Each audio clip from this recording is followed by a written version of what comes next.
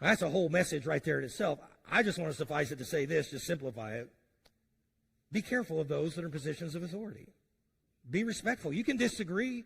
You can still take a stand. Paul doesn't compromise his convictions. He doesn't change his message, but he's still very respectful.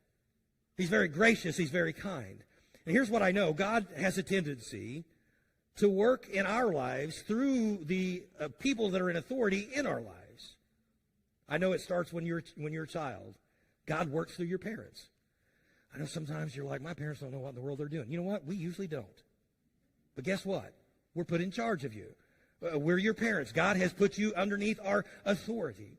And here's what I know. Even though I didn't always do everything that turned out to be the best way to do things with my kids, their best interest was always always my heart.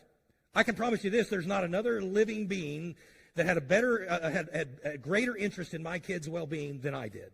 Well, except their mother. But there's none. I mean, you might love my kids, but you weren't as invested in them as I was.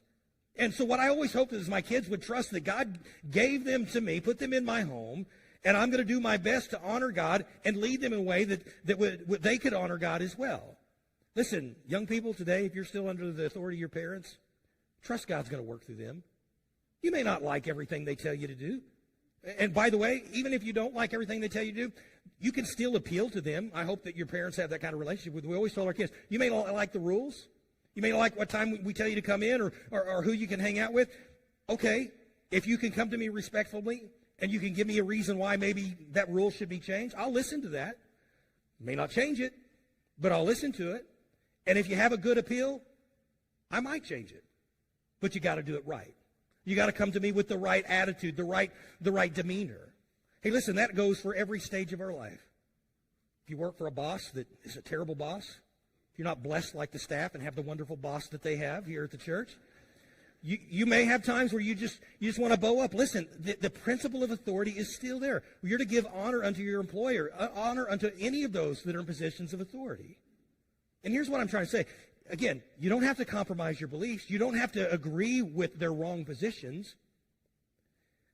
In fact, being right never gives us a license to be disrespectful.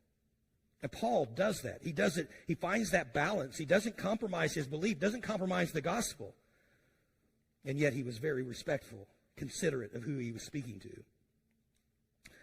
So as I'm thinking about sharing the gospel, we have to remember that as we share the gospel with those around us.